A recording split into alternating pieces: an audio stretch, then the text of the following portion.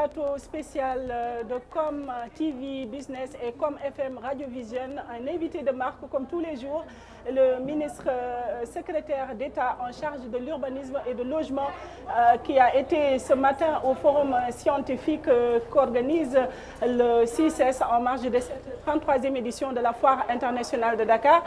Sans plus tarder, nous vous laissons, monsieur le ministre, de saluer les téléspectateurs, les internautes, mais également les auditeurs de Com FM Radio Vision.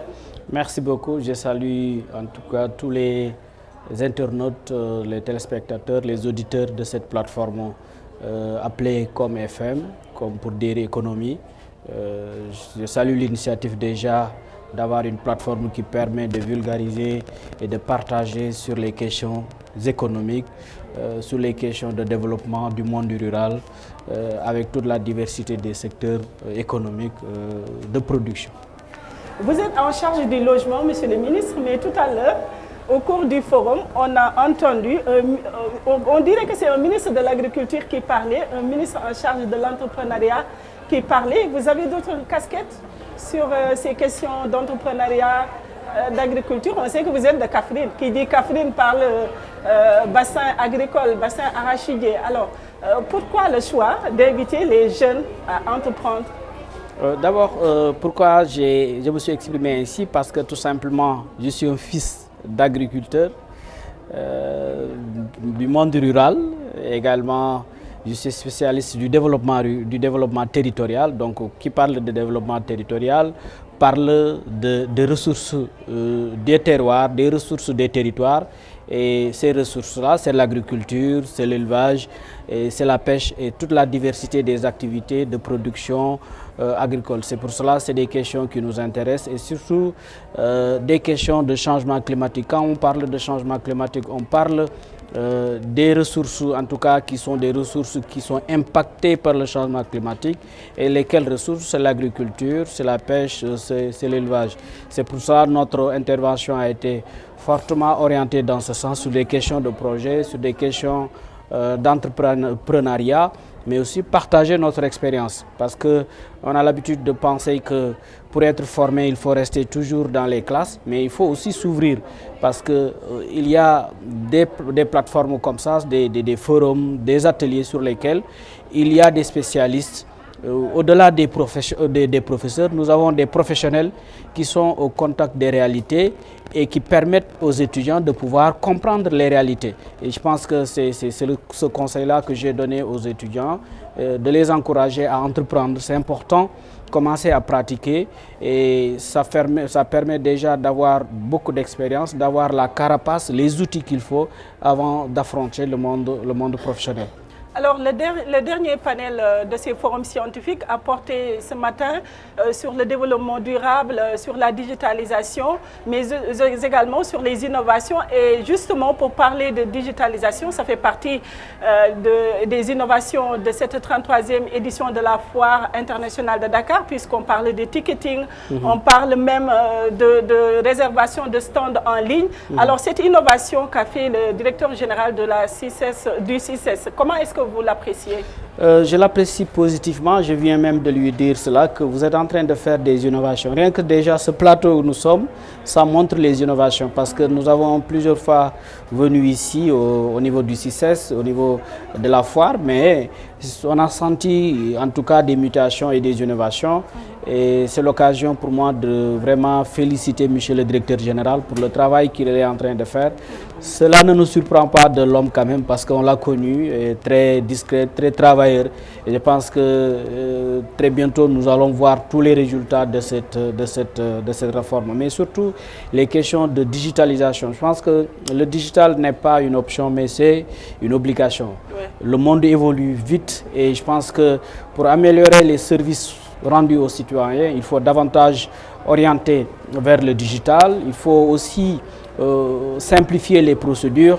Je pense que la vision a été donnée par déjà le président de la République avec un programme qui est assez ambitieux, le New Deal technologique, et qui est un programme qui va vraiment promouvoir une société digitale et avec des services améliorés, avec la qualité des services qui seront orientés sur le digital. Et dans le domaine du logement, le domaine dans lequel nous sommes aussi obligés, nous aussi, de simplifier nos procédures à travers le digital. Les autorisations de construire, il y a un certain nombre d'outils qui sont en train d'être préparés, mais surtout aujourd'hui, on est en train de finaliser une plateforme qui permet à un Sénégalais de la diaspora de pouvoir postuler, de pouvoir demander un logement. Donc, dans tous les secteurs, ça bouge maintenant pour que le numérique, pour que le digital soit une réalité, et ça nous permettra d'améliorer la qualité des services qui sont rendus aux citoyens sénégalais. Alors, parlons maintenant du logement, Monsieur le ministre, puisque vous êtes en charge de ces questions très difficiles. L'accès au logement reste encore une problématique majeure au Sénégal. Alors, comment est-ce que vous comptez aider l'État du Sénégal, les Sénégalais en particulier, pour que l'accès au logement soit très facile? Nous sommes en train de travailler sur la problématique parce que, comme vous le savez, nous avons trouvé une situation assez difficile avec un héritage très lourd. On parle de l'héritage sur le plan économique, sur le plan budgétaire. Dans le domaine aussi du logement, nous avons un héritage extrêmement difficile, mais sachez que nous sommes élus pour déjà apporter des solutions par rapport à cela. Et nous sommes en train de présenter, en tout cas de finaliser un ensemble de propositions de programmes qui nous permet aujourd'hui de pouvoir produire du logement, produire massivement du logement. Et pour cela, il faudra des réformes.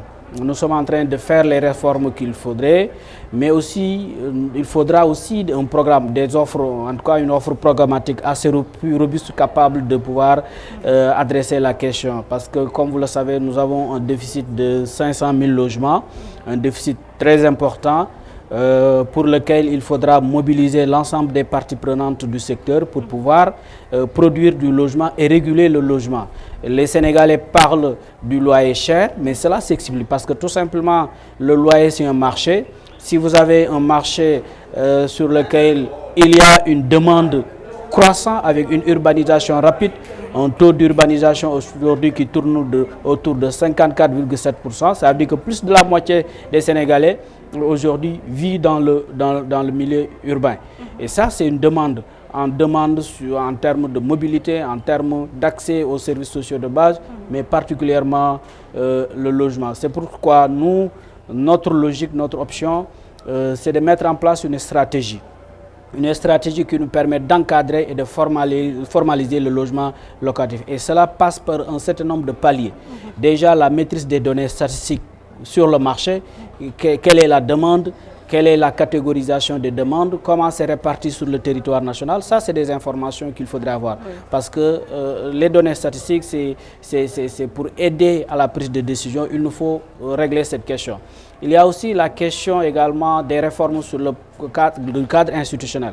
Il nous faut un cadre institutionnel suffisamment solide, capable de pouvoir assurer le rôle de surveillance et d'arbitrage par rapport à la gestion du marché du loyer. Et aussi des réformes sur le plan réglementaire également. La réglementation aussi doit être mise en jour, la réglementation, mais aussi les lois. Tout un ensemble de dispositifs sur lesquels il faudrait agir pour permettre enfin de pouvoir agir sur le levier que nous considérons comme le principal levier pour la régulation du marché, c'est l'offre en logement. Construire massivement, et ça, nous avons des programmes. Nous avons un programme qu'on appelle Programme national d'accès au logement et de renouveau urbain. Qui n'a rien à voir avec le programme des 100 000 logements. Le programme, oui. C'est la continuité. C'est une façon de réorienter. Parce que quand nous sommes venus, nous avons trouvé le projet 100 000 logements. 100 000 logements promis aux Sénégalais. Mais malheureusement, sur ces 100 000 logements promis aux Sénégalais, les résultats ont été très mitigés parce que tout simplement, nous avons constaté quand nous avons fait une évaluation qu'il y a eu des problèmes de gouvernance, il y a eu des problèmes de coordination, il y a des problèmes de détournement aussi des objectifs. Parce que rappelez-vous que le président de la République a fait ses premiers déplacements à Mbourkad et Nouvelle-Ville de Thiès, c'était pour pouvoir communiquer aux Sénégalais sur ce que nous avons constaté en termes d'accaparement foncier. Parce que si vous avez du foncier qui a été destiné à des projets et finalement réparti entre des hommes, ça pose un problème déjà d'urbanisation, de projets urbains. Et nous, notre logique, c'est d'avoir des projets urbains. Et le logement sera un élément de ce projet urbain. Ça nous permet en tout cas de garantir un cadre urbain en adéquation avec en tout cas les défis du monde, le changement climatique, les questions d'inondation, toutes ces questions d'assainissement.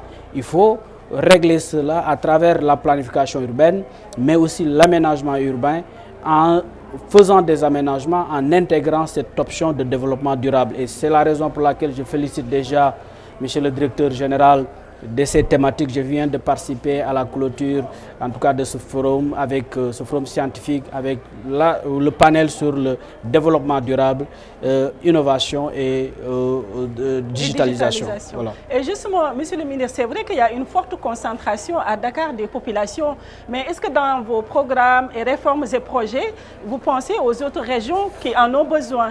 Oui, nous avons déjà, parce que le programme que nous avons, le PENAR, lui aussi prend en compte tout le territoire national. Oui. Nous avons une approche pôle. Tous les projets que nous allons dérouler seront dans cette logique de pôle territoire.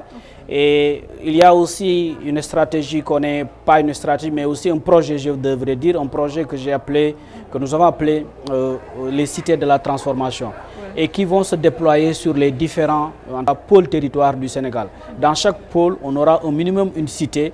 Et cette cité-là, ça va être des cités qui vont être aménagées dans le respect des normes d'urbanisation, mais aussi des meilleurs standards en termes de respect des principes de développement durable. Aujourd'hui, on ne peut pas régler la question de Dakar en restant toujours à Dakar. Il y a certaines problématiques de Dakar qui vont être réglées à partir de notre politique d'aménagement du territoire. Si nous rendons les régions de l'intérieur du Sénégal attractives, nous aidons Dakar à vraiment avoir plus de souffle, à pouvoir vraiment avoir des baisses sur le loyer. Ouais. C'est vraiment la logique que nous avons parce qu'il n'y a pas de territoire inutile. Il n'y a que des territoires non exploités. Et la logique de M. le Président de la République et du Premier ministre, c'est de faire en sorte que toute notre politique tourne autour de l'aménagement du territoire, de valorisation des territoires sur le plan économique, sur le plan de l'aménagement du territoire. Et l'aménagement constitue la porte d'entrée, le cadrage en tout cas, et des orientations sur le plan politique. C'est pour cela que nous avons bien en tout cas apprécié le choix des thèmes qui ont été complètement connectés et alignés à l'agenda national de transformation. Monsieur le ministre, Monsieur Ndao, hier on célébrait la diaspora sénégalaise à Dakar. Est-ce que vous comptez sur cette même diaspora dans la mise en œuvre du PENAR? Ah oui, bien sûr. La diaspora constitue l'une des cibles privilégiées de nos projets de logement, de nos programmes. Comme vous le savez, l'une des préoccupations majeures de la diaspora sénégalaise, c'est l'accès au logement. Et ça, c'est une particularité de la diaspora sénégalaise. Moi, j'ai l'habitude de le dire, hein, la diaspora sénégalaise, elle est unique. La réussite, et c'est très rare dans les diasporas, hein, c'est une diaspora qui reste connectée à son pays d'origine. Sur le plan économique, la diaspora aujourd'hui nourrit presque une bonne partie des familles. Sur le plan économique, aujourd'hui, on vous dit que 2200 milliards de contributions par rapport au produit intérieur brut, ça c'est important. C'est la raison pour laquelle les nouvelles autorités ont bien compris ce potentiel pour pouvoir capter l'expertise, le potentiel économique, pour valoriser cela et créer un partenariat avec la diaspora pour que le rôle que la diaspora puisse jouer dans le développement économique soit en tout cas une réalité. Et ça, c'est une particularité en tout cas du nouveau régime. Que la diaspora soit un partenaire avec le régime. C'est une opportunité unique que nous devons exploiter. Si vous vous rappelez bien, oui, les meilleures contributions dans notre projet politique aussi, c'est la diaspora. Il y a un lien, il y a un pacte. Je pense que les nouvelles autorités l'ont compris. C'est pour cela, pour une première fois, on organise une journée dédiée à la diaspora. Et nous, dans notre politique de logement, la diaspora constitue une cible privilégiée. Monsieur le ministre, merci d'avoir accepté notre invitation. Nous sommes au terme de ce plateau spécial. Nous accueillons Monsieur Momath Talla Ndao, ministre secrétaire d'État en charge de l'urbanisme et de logement. Si vous permettez, Monsieur le ministre, un mot en wolof pour les visiteurs, les exposants, les Sénégalais qui sont dehors et qui nous écoutent et qui nous regardent par rapport au forum scientifique bi nga xam ni benn extrait bu ndaw rek si vous permettez bien sûr. Alors ci forum scientifique bi nga xam ni tëj nañ ko tey CICES organisé ay forum scientifique si ñetti fan tey nag nga doon clôturer dernier panel bi nga xam ne dafa porter sur développement durable, digitalisation mais également innovation. Alors lan moo si sa xalaat ak innovation yi nga xam ne jot nañ ko indi ci FIDAK bi. waaye di rafetlu rek li fi am parce que tey dañu ñëwoon vraiment visiter li nga xam ne moom moo nekk fii ci foire bi mu doon lu mucc ayib lu nga xam ne gis nañ lu bees lu ci nekk kii di directeur général bi di Justin Croya jiite ko muy ku nga xam ne bu weesoo lu ñu bokk ci nguur gi mais dañu am relation particulière maanaam doon ay xarit bokk di liggéey mu doon ku ñuy xam ne dañuy seede tey ci njàmbaaram ak xarañceem mu nit ku nga xam day liggéey ci suuf liñ fi fekk nag mooy gis nañ ne au-delà ci wàllum commerce dafa foire bi dafa doon rendez-vous bu nga xam ne c'est un rendez-vous bu nga xam ne culturel aada ak cosaan mais aussi ci wàllum xam-xam tey loolu lañ fekk ñu fekk ay étudiants yoo nga xam ne ñëw nañ participer bokk ci li nga xam ne moom la ñuy def te loolu laa leen wax na leen étudiant doonul ne da ngay nekk ci